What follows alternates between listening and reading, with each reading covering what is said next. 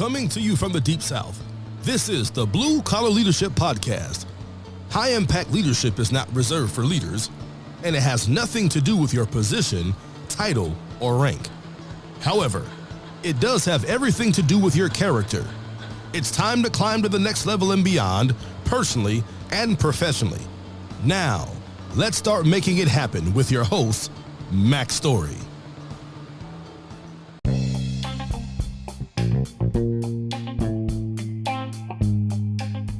Before we get started with today's episode, I want to take a few moments and give you a preview of what you're about to hear and also direct you to some other series that I already have completed on my podcast.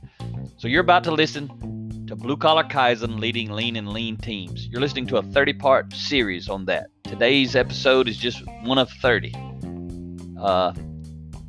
It's specific to lean leaders, lean managers, anyone who's leading teams of people through process improvement and continuous improvement projects, Six Sigma, those kind of things. It's not about the tools and the methods and all that.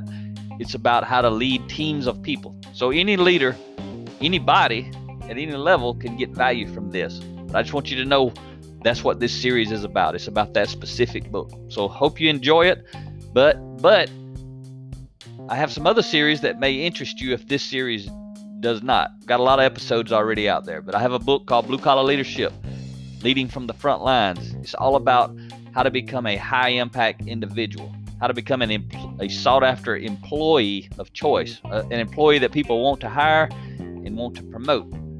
That series, there's a 30-part series, starts at episode 65. I have another series on my book, Blue Collar Leadership and Supervision, Unleash Your Team's Potential. That book is for leaders, formal authority leaders who want to learn how to effectively lead people. That series, 30-part series, starts at episode 111. I have another series. It's an 11-part series on my book, 10 Foundational Elements of Intentional Transformation, How to Become Your Best Self. That series starts at episode 158. I have another series on my Blue Collar Leadership and Culture, the 5 components for building high-performance teams. That book is really for the top leader, and it's how do you become the sought-after employer of choice. It's a 30-part series. It begins at episode 179. My wife Rhea and I, this year in 2021, the theme for my podcast this year was all about change. That's why I'm doing this series on Blue Collar Kaizen, Leading Lean and Lean Teams, because it's all about leading teams through change. But we have a 15-part series we recorded together on our book, Change Happens, Leading Yourself and Others Through Change. That series starts at episode 211. And then this Blue Collar Kaizen, Leading Lean and Lean Teams series, the one you're about to listen to, one of the episodes of, it started at episode 230 and will be a 30-part series. So it's going to take a little while to finish it. Hope you find value in some of these series. Let's get to today's podcast.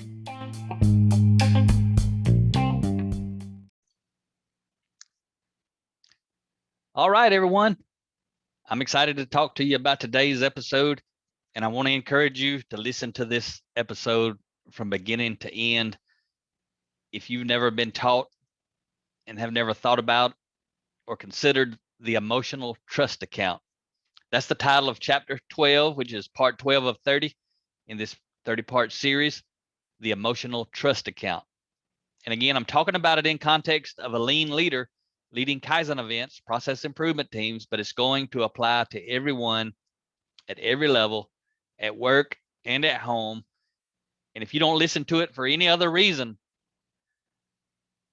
but to build trust with your spouse or with your children, listen to it for that reason. These principles are going to apply to everyone.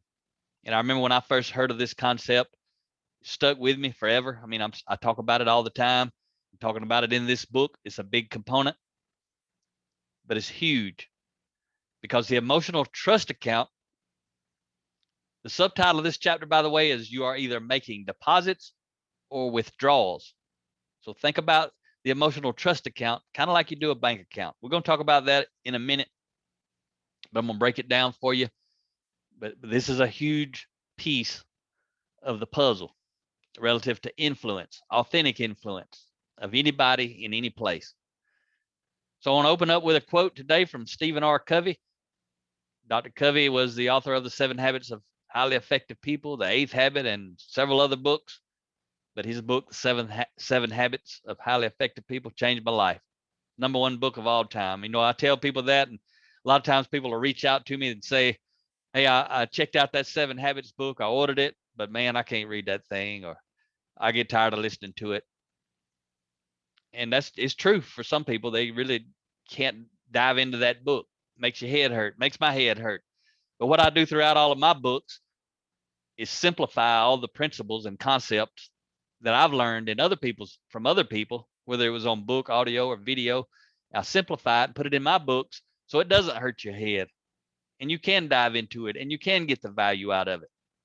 I'd love to write that 7 Habits book. It's 300-400 pages. I'd love to write it in a 90-page format so people would actually read it. I mean, a lot of people have read it. They sold over 25 million copies. So don't get me wrong, it's an outstanding book.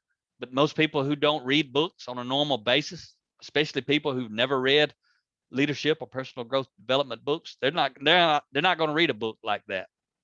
And that's who most of my books are written for, people who maybe don't read a lot of books or have never read a lot of books. So let's dive into this quote from Dr. Covey. If I try to use human influence strategies and tactics of how to get other people to do what I want, to work better, to be more motivated, to like me and each other, while my character is fundamentally flawed, marked by duplicity or insincerity, then in the long run, I cannot be successful. My duplicity will breed distrust, and everything I do, even using so-called good human relations techniques, will be perceived as manipulative. So that was the quote from Dr. Stephen R. Covey. But you heard him talking about the things that I talk about a lot. So you kind of got a little nugget of where I got some of it from his teachings, but not just him, other people. And I've learned it through application. But in order to become a high-impact lean leader, you must develop 360 degrees of influence. And if you want to become a high-impact individual in life in general, you must develop 360 degrees of influence.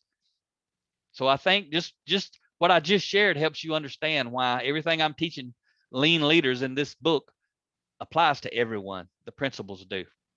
It may not apply to you leading a lean team if you're not leading a lean team, but it's going to apply to you in life. But at the end of Dr. Covey's quote I shared a minute ago, he talked about if people don't trust you,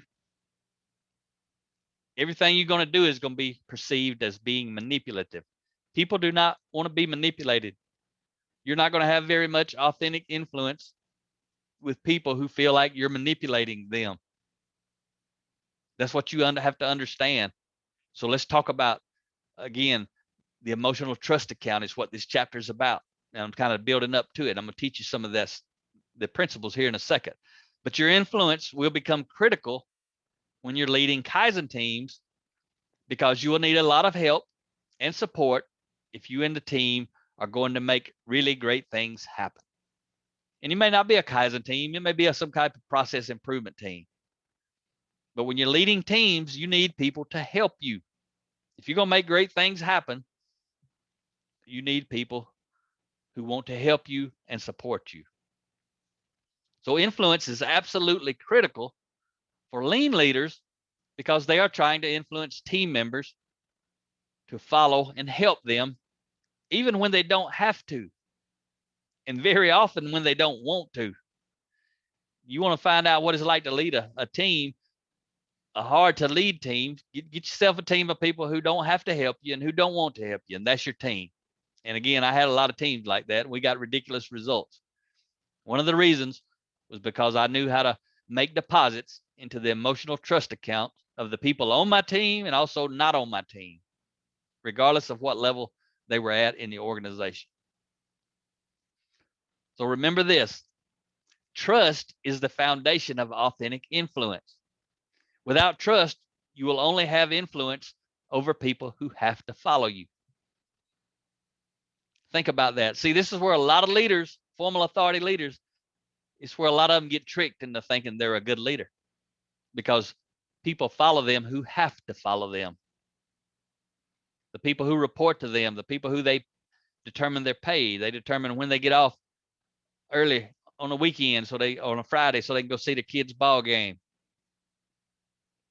or they can come in late, or they can work late, make up for time lost, all kind of things like that. When people have that kind of control over you and your future and your well-being, they have a lot of artificial influence.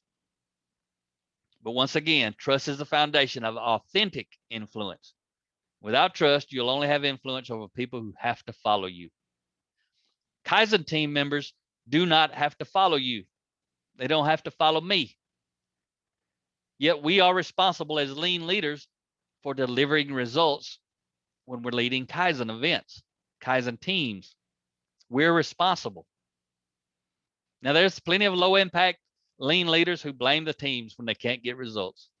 I've seen them. I've heard about them. They're pathetic. That's what those leaders are. They're pathetic leaders.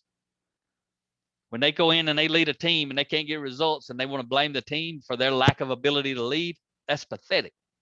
Pathetic character definitely is pathetic leadership, but it's common. And it's common for leaders anywhere on the org chart to blame the people on their team for not getting results. And I'm going to tell you what, those are pathetic leaders as well. Pitiful. But we ain't going to talk about them. We're going to talk about how you make sure you're not one of them. So to build trust quickly, it helps to know what the emotional trust account is and how it works. You also got to know that the emotional trust account works much like a bank account. You make deposits, withdrawals, and occasionally there's going to be automatic withdrawals. So what you have to know, this account, you don't have to open it. This account is automatically open. And I'm talking again about the emotional trust account. Whenever you interact with anyone, or whenever anyone hears about you, they may not have ever met you, but if I start telling you about someone else, whoever I was just telling you about, there was an emotional trust account opened automatically. And what you perceived out of my words about that person determines if that person has made deposits or withdrawals with you. And you don't even know them. I'm out there talking about them to you, and their emotional trust account between you and them, or the emotional trust account between you and them, as soon as I tell you about somebody, it's automatically open. The other person doesn't even know it's open. You do, because you're starting to hear about them. I'm talking about them. I'm telling you either good things or bad things. And it's really all about your perception. I may be telling you something that I think is a good thing, but you perceive it as a bad thing. So I may have told you something to put a deposit into the emotional trust account between you and the other person. But if you perceived it as a withdrawal, then I just put a withdrawal in the account. You get to decide. Anyone on your Kaizen team, they get to decide. The number one thing you need to know, though, is when you meet somebody, instantly the emotional trust account between you two is opened. And each one of you, relative to the other, is going to be putting in deposits into that account or withdrawals. I remember when I heard John Maxwell teach about this, he used the examples of, pennies in his pocket. Whenever I make a deposit into our emotional account, say you and I have an emotional trust account, which we do, because you're listening to me, you're hearing the things I'm saying. I may not ever meet you, but there's an emotional trust account open between me and you. I'm trying to make deposits, but it depends on what I say and what you feel and what you value. Whatever I'm saying could end up being a withdrawal. But John used to always talk about, when you make deposits, it's like you're giving somebody money to put in their pocket, putting money in the bank. When you make a withdrawal, you do something they don't like, or say something they don't like, or treat someone in a way they don't like, or treat them in a way they don't like, you're taking money out of the account, taking money out of their pocket. And so when I'm doing the right things, relative to our emotional trust account, I'm actually putting money in my pocket. Maybe I said that wrong as I'm thinking about it, as I'm talking to you. When I'm doing the right thing to you, building trust with you, I'm putting money in my pocket. That means I have a lot of trust with you. When I'm making withdrawals, money's leaving my pocket. I don't have a lot of trust with you. See, there's something that happens too. It's called automatic withdrawals. And lean leaders, you got to understand this as a lean Kaizen team leader.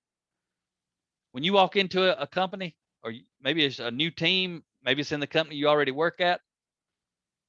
When you walk into that event, people don't know you, so they may not trust you. That means you walk into that event overdrawn. Someone may have heard something bad about you. You're overdrawn. Your emotional trust account with that person is overdrawn. Somebody may not like change, and now here you are representing change. Your account's overdrawn. Maybe they don't want to participate. Maybe they told their boss they don't want to be on a Kaizen event. They put them on a Kaizen event anyway. So someone else making withdrawals for you. Maybe they didn't like the last consultant. Maybe they heard bad things about you and they just don't like you. You're going to start out on Monday morning with an overdrawn trust account. If you don't know how to intentionally build trust, and most importantly, if you don't realize you may be overdrawn when you walk in, then you're never going to have trust with these folks. You've got to be making intentional deposits. You have to know how to do it. You have to know why to do it. Then you have to do it, because withdrawals are happening.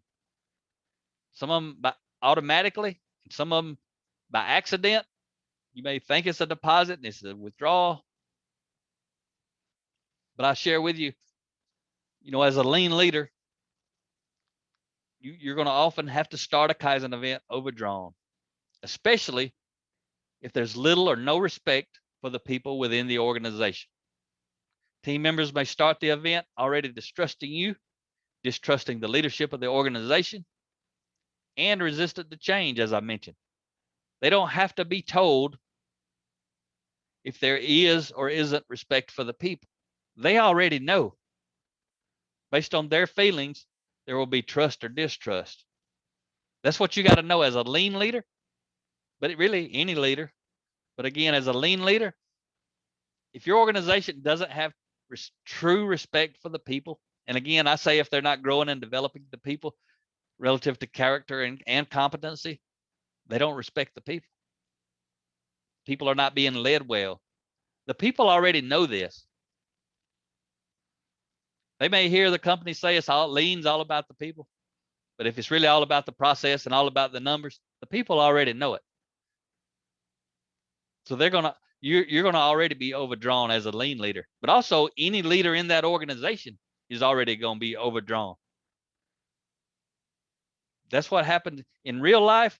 When you're overdrawn, you have no influence relative to buying anything with, using your checking or savings account. When you're overdrawn, you're out of money. Same thing with an emotional trust account.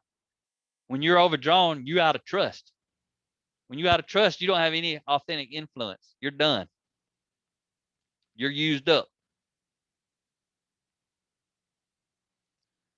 So what all team members want to know, especially Kaizen teams, they want to know three things for sure. Can I trust you? Will you help me? And do you respect me? Think about that. Can I trust you? Will you help me? Do you respect me? And again, a lot of these people are going to be coming in on a Monday morning or whatever day of the week you started your lean event, and you're going to have an overdrawn emotional trust account with individuals, maybe the whole team, different people at different levels. What I'm teaching you in this book, pouring into the people, especially the first 4 hours on a 5-day event, pouring into developing the people, you're making huge deposits into their trust account. And you could teach them what I'm teaching you now. You could actually teach them this. Tell them what you're doing. Tell them why it matters. Tell them you may be overdrawn. Tell them all this stuff. Declare your intent. And actually, that's what we're going to talk about in the next episode, we're going to dig down deeper into this trust deal, and we're going to start talking about one way you can make deposits is to declare your intent. So I'm gonna roll into that next week. Right now, what you have to know as a lean leader, any kind of leader, is can I overcome an overdrawn emotional trust account? Yes, I can. Yes, you can. But you have to do it by intentionally building trust. It's very seldom are you going to accidentally build any trust with someone who's overdrawn, who you have an overdrawn account with. You got to be intentional. So you got to learn all the things that you can do to intentionally build trust with people. A lot of different people for a lot of different reasons in a lot of different ways. So I'm going to leave you with a quote by Stephen R. Covey, Dr. Covey, who wrote the 7 Habits. His son, Stephen M.R. Covey, he wrote my third favorite book, which is titled The Speed of Trust. And this is actually the subtitle of the book, the quote that I'm about to share with you from Stephen M.R. Covey. I'm going to close this episode with this quote. But Stephen M.R. Covey says this: trust is the one thing that changes everything. And I agree with it. I agree with that principle in that quote. Trust is the one thing that changes everything. Talk to you next time.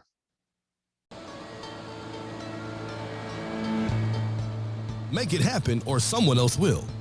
It might as well be you. Are you serious about taking your career and your life to the next level and beyond?